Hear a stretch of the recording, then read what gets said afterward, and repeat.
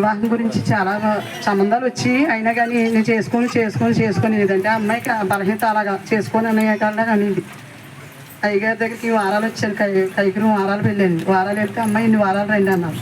ఇన్ని వారాలు వచ్చాక అన్ని వారాలు అయిపోయినాయండి. అయిపోయాక కూడా ఇంకా అన్ని కార్యాలు జరిగిపోయినాయి. పాప వివాహం ఒకటి కొంచెం ఆగిందండి. ఆగితే అయ్యగారండి అన్నీ నాకు జరిగినాయి కానండి ఏది జరగకుండా లేదు, అన్నీ జరిగినాయి. పాప గురించి ఒకటే వివాహం ఒకటేనండి. అయ్యగారంటే అమ్మ అది కూడా జరుగుతుంది, మీరు ఏం బాధపడద్దు, దేవుడు సిద్ధపరిచేసాడు, కంగారు పడి కొట్టుకుని పరిగెట్టి ఎటు వెళ్ళొద్దు అని చెప్పేవారండి ఎప్పుడు చెప్పిన. అలాగే మామూలుగా ఆన్లైన్ ప్రార్థనకి సంవత్సరం క్రితం వెళ్ళామండి. మళ్ళీ దేవుడి పేరు చెప్పిన కొద్ది ఏంటో నాకు వెళ్ళాలనిపించి ఆన్లైన్ ప్రార్థనకి అమ్మాయి వెళ్దాము అని అంటే ఇంకా మా పెద్ద అమ్మాయి మేము అందరం కుటుంబం అందరం వెళ్ళామండి. వెళ్ళాక ఆన్లైన్ ప్రార్థనలో దేవుడు మాట్లాడాడు, నీకు ఎదరికి సిద్ధపాటు అయ్యింది, నువ్వేం కంగారు పడకు కుమార్తె అని అన్నారు. అన్న నెలకే అయ్యగారు ఆయాలో చెప్పారు. ప్రార్థన చేసినప్పుడు కూడా అదే మాట చెప్పేవారు. నెల తిరగకుండానే ఆన్లైన్ ప్రార్థన నెల రాకుండానే జరిగిపోయిందండి దేవుడు. కానీ డబ్బులు విషయంలో మటుకు చాలా నరకం పెట్టానండి.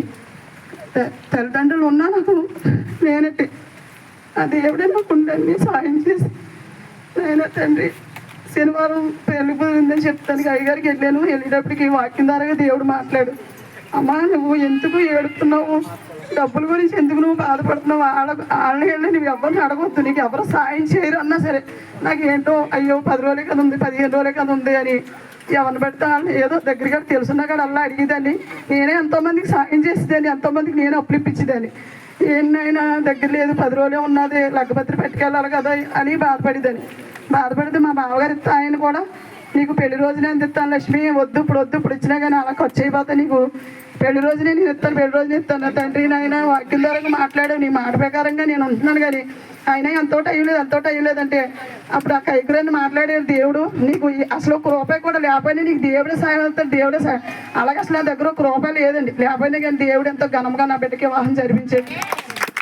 నడుగునెత్తు ఒక నెలంతా చాలా బాధపడ్డానండి, ఒక 20 రోజుల దాకా చాలా బాధపడి అసలు సన్నిధికి కూడా వస్తానికి కూడా నాకు వచ్చి కూర్చుని ఓపు కూడా లేకపోయినా దేవుడు మన శనివారం వెళ్ళిన ఆయన ఏంటి ఎంతో నాకు సన్నిధిలో ఎంతో చేసుకోవాలి చెందాలని ఎంతో ఆశగా ఉన్నది, అయినా నిలబడలేకపోతుంది ఆయన అనుకుని మన శనివారం వెళ్ళినప్పుడు అనుకున్నాను.